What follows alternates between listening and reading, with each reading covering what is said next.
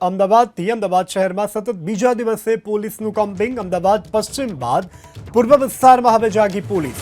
અમરાઈવાડી, રામોલ, રખિયાલમાં પોલીસનું ચેકિંગ। બાપુનગર અને ખોખરા વિસ્તારમાં પણ ચેકિંગ। એક સાથે 300થી વધુ પોલીસ જવાનો જોડાયા છે આ પેટ્રોલિંગમાં। ગુનેગારો બેફામ બન્યા છે, ત્યારબાદ હવે અમદાવાદ પોલીસ જાગી છે અને પૂર્વ વિસ્તારમાં આજે સઘન ચેકિંગ કરવામાં આવી રહ્યું છે। મારામારી અને હત્યાની ઘટનામાં વધારા બાદ પોલીસ જાગી છે।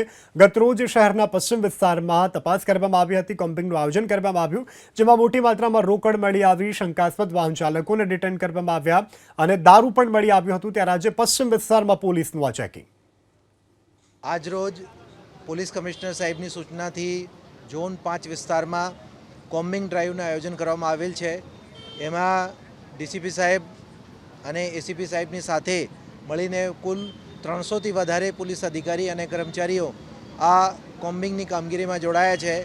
આ કોમ્બિંગની કામગીરીમાં આપણે જે અસામાજિક તત્વો છે અને નાસ્તા ફરતા આરોપી, એની સાથે સાથે પ્રોહિબિશનની રેડો અને કે હથિયાર કે દંડા જેવા ચપ્પા કે એવા હથિયારો એને ચેકિંગની કામગીરી અત્યારે ચાલુ છે અને જે શંકાસ્પદ વાહનો છે એને ચેકિંગ અને ડિટેનની કામગીરી અત્યારે કરવામાં આવી રહી છે। આપણે આજે અધિકારીઓને અને કર્મચારીઓને અગાઉથી બ્રીફિંગ કરવામાં આવેલ છે કે જે જૂના જાણીતા ગુનેગાર છે કે જે ક્રાઇમના હોટસ્પોટ્સ છે ત્યાં પોલીસ દ્વારા રાત્રે ચેકિંગની કામગીરી હાથ ધરનાર છે, જેથી કોઈ ગુનેગાર હોય એના ઉપર વોચ થાય અને કોઈ ગુનાખોરી કરવાની એની તૈયારી હોય તો એના ઉપર કંટ્રોલ થાય।